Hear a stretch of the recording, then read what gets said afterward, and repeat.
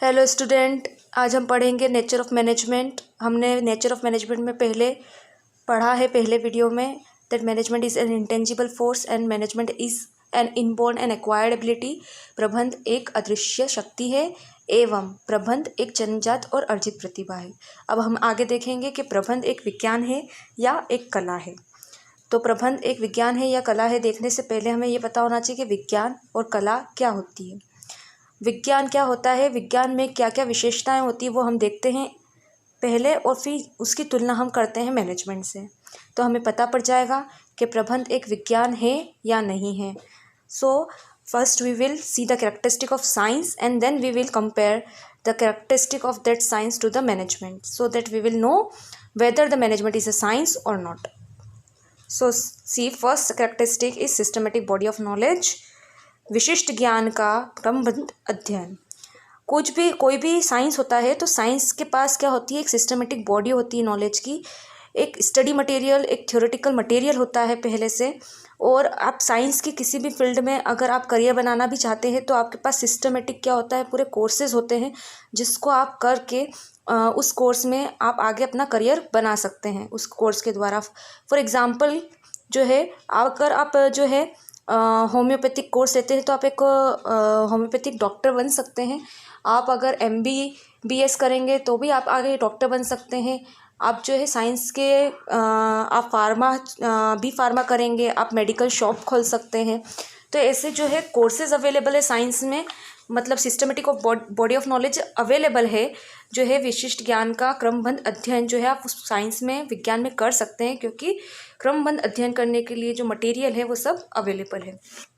तो हम कह सकते हैं कि साइंस में क्या होती है, एक systematic body of knowledge available होता है, विशिष्ट ज्ञान अवेलेबल होता है जिसका आप क्रमबद्ध क्या कर सकते हैं, अध्ययन कर सकते हैं। तो हम देखें तो मैनेजमेंट में क्या ये चीज़ अवेलेबल है, ये चीज़ तो देखिए मैनेजमेंट में, प्रबंध में भी ये चीज़ अवेलेबल है। कैसे अवेलेबल है? प्रबंध मैनेजमेंट के भी आजकल कई कोर्सेज आते हैं। 12th पास करने के बाद आप चाहे तो मैनेजमेंट में आप BBA कर सकते हैं, बिजनेस जो है बैचलर ऑफ बिजनेस एडमिनिस्ट्रेशन आपने सुना होगा। MBA कर सकते हैं। MBA में भी आपको कई फील्ड मिल जाएगी। MBA में आपको मार्केटिंग मैनेजमेंट मिल जाएगा, फाइनेंशियल मैनेजमेंट भी मिल जाएगा, HR मैनेजमेंट मिल जाएगा। तो हम यहाँ पे क्या कर सकते हैं, आगे कोर्सेज अवेलेबल है, MBA अवेलेबल है। उसके बाद कई इंस्टीट्यूशन ऐसे अवेलेबल है जो कि मैनेजमेंट कोर्सेज जो है वो कराते हैं और जाने माने इंस्टीट्यूशंस है। तो यहाँ पे भी हमारे पास क्या है, एक सिस्टमेटिक बॉडी ऑफ नॉलेज है, कई किताबें, कई थ्योरेटिकल बुक्स अवेलेबल है मैनेजमेंट के ऊपर। तो हमारे पास यहाँ क्रमबद्ध अध्ययन और विशिष्ट ज्ञान का क्रमबद्ध अध्ययन क्या है, यहाँ पे पॉसिबल है। अब सेकंड देखते हैं characteristic. It establish relation between cause and effect. ये क्या करती है, कारण और परिणाम में क्या करती है, संबंध स्थापित करती है। कौन? साइंस। फॉर एग्जाम्पल के लिए आपने न्यूटन सुना होगा, जो था न्यूटन का लॉ, न्यूटन के लॉ सुने हैं आपने, और आपने देखा होगा ग्रेविटी का लॉ सुना होगा आपने। तो ग्रेविटी के लॉ में क्या हुआ था कि कोई भी चीज़ अगर ऊपर जाती है तो वो क्या होती है, नीचे आती है। ठीक है, तो यहाँ कारण क्या था, ग्रेविटी, और परिणाम क्या है, चीज़ों का नीचे आना। Cause is the gravity and effect is the things coming down. अगर कुछ भी आप ऊपर फेंकेंगे तो वो सब चीज़ें कहाँ आएगी, नीचे आएगी। तो यहाँ क्या है, यहाँ एक इफेक्ट भी है और एक कारण भी है। तो मैनेजमेंट में भी क्या होता है, हर चीज़ का एक कारण और एक परिणाम होता है। मैनेजमेंट के कुछ सिद्धांत ऐसे बने हैं जिससे आप पता कर सकते हैं कि क्या इफ़ेक्ट होगा, अगर कुछ कारण हुआ तो उसका क्या इफ़ेक्ट बिजनेस पे पड़ेगा। एग्जाम्पल के लिए, अगर आप जो है, अगर मान लीजिए कि अगर आप जो है मजदूरों को, वर्कर्स को वेजेस कम देंगे तो उसका इफेक्ट क्या पड़ेगा, वो अच्छे से काम नहीं करेंगे, एफिशिएंसी उनकी कम हो जाएगी। तो यहाँ कारण क्या है, लैक ऑफ वेजेस, और इफेक्ट क्या है, इनएफिशिएंसी ऑफ द वर्कर। तो कारण यहाँ क्या हुआ, मजदूरी में कमी होना, और परिणाम क्या हुआ, अकुशलता से काम करना। तो यहाँ भी क्या होता है, मैनेजमेंट में भी कारण और परिणाम में संबंध स्थापित होता है। फिर थर्ड हम देखते हैं, principle are based on experimentation. आपने वो ग्रेविटी लॉ देखा है, न्यूटन्स के लॉ देखे हैं, वो सब किस पे बेस्ड है, एक्सपेरिमेंटेशन पे। एक्सपेरिमेंट करा है, उसके बाद वो लॉ बना है।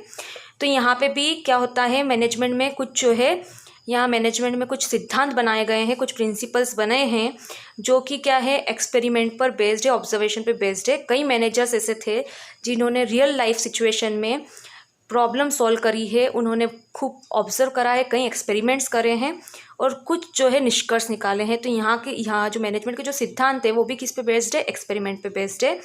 प्रयोगों पर आधारित सिद्धांत किसके हैं, प्रबंध के भी हैं, सिद्धांत प्रयोगों पर आधारित है। इसके बाद हम देखते हैं चौथा है हमारा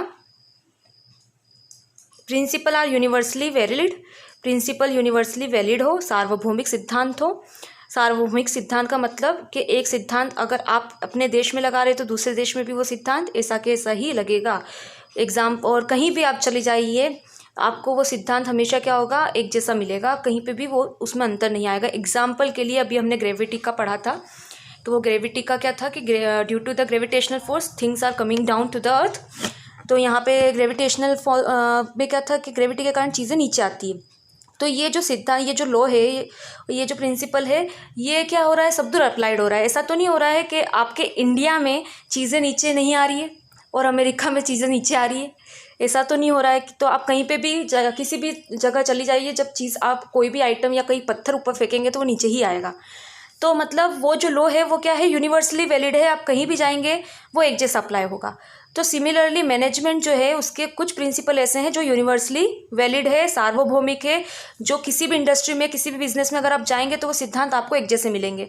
लेकिन यहाँ ध्यान रखने योग्य बात ये है कि जो मैनेजमेंट होता है वो डायनामिक होता है। हमने उसकी कैरेक्टरिस्टिक पढ़ी थी कि बदलती सिचुएशन के हिसाब से उसके जो है हमको उसकी मेथड्स में चेंजेस लाना पड़ते हैं। तो इसलिए उसके कुछ सिद्धांत ऐसे होते हैं जो हर जगह एक जैसे अप्लाई नहीं होते हैं। तो हम कह सकते हैं कि प्रबंध के कुछ सिद्धांत क्या है, सार्वभौमिक है, हर जगह एक जैसे होते हैं। लेकिन कुछ सिद्धांत ऐसे भी है जो अलग अलग सिचुएशन में अलग अलग तरीके से अप्लाई होते हैं, अलग अलग तरीके से उनको प्रयोग में लाया जाता है। इसलिए हम यहाँ कह सकते हैं कि साइंस जो है, ये हमारा जो साइंस के हमने जो कैरेक्टरिस्टिक पढ़े हैं, ये सारे के सारे प्रबंध में अवेलेबल नहीं हैं। इसलिए हम ये कह सकते हैं कि प्रबंध एक विज्ञान, पूरी तरह से एक विज्ञान नहीं है, लेकिन we can call it as an inexact science. हम इसको इनएग्जैक्ट साइंस बोल सकते हैं। अब हम देखते हैं नेक्स्ट, मैनेजमेंट क्या है, एक आर्ट है या नहीं है। तो अब एक आर्ट की कैरेक्टरिस्टिक हम पहले देखेंगे कि कला क्या होता है। तो कला क्या होती है, एग्जिस्टेंस ऑफ थ्योरेटिकल नॉलेज, सैद्धांतिक ज्ञान का होना। कोई भी कला जो होती है उसका ऑलरेडी क्या होता है, थ्योरेटिकल नॉलेज अवेलेबल होता है, पहले से अवेलेबल होता है, कुछ ज्ञान अवेलेबल होता है। आप अगर देखेंगे, अगर आप पेंटिंग देखेंगे, जो पेंटिंग होती है वो एक क्या है, एक आर्ट, एक कला है।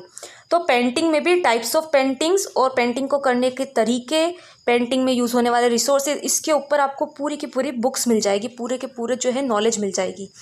उसको पढ़ने के बाद, उसको समझने के बाद अगर आप अपनी पेंटिंग्स करेंगे तो आपकी पेंटिंग में और क्या होगा, निखार आएगा और अच्छे से आप पेंट कर पाएंगे। तो वहाँ पे क्या है, थ्योरेटिकल नॉलेज क्या है, ऑलरेडी एग्जिस्ट है। तो सैद्धांतिक ज्ञान वहाँ पहले से ही क्या है, अवेलेबल है। मैनेजमेंट में भी क्या है, अभी मैंने आपको पहले पॉइंट में बताया कि मैनेजमेंट में भी क्या है, आपके खूब सारा course material, study material available है, बहुत थ्योरेटिकल नॉलेज आज अब अवेलेबल है। अब हम देखते हैं सेकेंड, जो आर्ट होता है उसमें क्या होती है, पर्सनलाइज्ड एप्लीकेशन होती है, व्यक्तिगत गुणों पर वह आधारित होता है आर्ट। फॉर एग्जाम्पल, अगर मैं दो गीतकारों को मैं एक गीत लिख के दे दूं और उनको बोलूं कि इसको गाइए, तो गाने का जो तरीका होगा उन दोनों का अलग अलग होगा। और एग्जाम्पल आपको दूं तो अगर मैंने दो कलाकारों को दो कलर्स दे दिए, वाटर कलर दे दिए, मान लीजिए दोनों को बराबर एक जैसे वाटर कलर दिए, लेकिन उनको बोला कि कुछ अच्छा बनाइए, वो दोनों एक जैसा नहीं बनाएंगे, दोनों अलग अलग चीज़ बनाएंगे। अगर आप उनको एक टॉपिक भी दे देंगे कि चलिए अर्थ जो है, अर्थ, सेव अर्थ के ऊपर आप जो है एक पोस्टर बनाइए, तो सेव अर्थ के ऊपर जब वो पोस्टर बनाएंगे तो भी उनका जो बनाने का तरीका होगा वो अलग अलग होगा। तो यहाँ क्या हो रहा है, वो अपने व्यक्तिगत गुणों को और उनकी जो व्यक्तिगत गुण है, उनकी जो पर्सनल स्किल है, उसके हिसाब से वो क्या कर रहे हैं, चीज़ों को बना रहे हैं, क्रिएट कर रहे हैं नई चीज़ें। ऐसे ही मैनेजर का होता है। मैनेजर जो होता है, कोई भी चीज़ मैनेज करता है तो वो अपने हिसाब से करता है। दो मैनेजर होंगे और अगर एक चीज़ मैनेज करने को बोलेंगे तो दोनों अलग अलग तरीके से मैनेज करेंगे, दोनों एक जैसे तरीके से उस चीज़ को मैनेज नहीं करेंगे। यहाँ पर्सनलाइज्ड एप्लीकेशन होती है, व्यक्तिगत गुणों पे जो है प्रबंध आधारित होता है। तीसरा हम देखते हैं point, continuous practice bring effectiveness, निरंतर अभ्यास से दक्षता प्राप्त होती है। आप कोई भी आर्ट देख लेंगे, कोई भी कला देखेंगे, अगर उसमें आप प्रैक्टिस करते रहेंगे निरंतर तो क्या होगा, आप और अच्छे होते जाएंगे।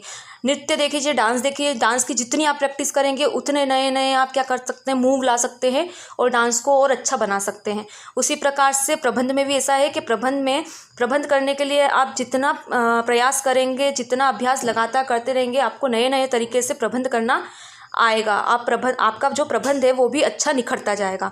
इसलिए यहाँ पे मैनेजमेंट में ये वाली कैरेक्टरिस्टिक भी है। तो हम कह सकते हैं कि मैनेजमेंट एक क्या है, आर्ट है, प्रबंध हमारी क्या है, एक कला है। तो हम लास्ट में ये बोल सकते हैं, मैनेजमेंट इज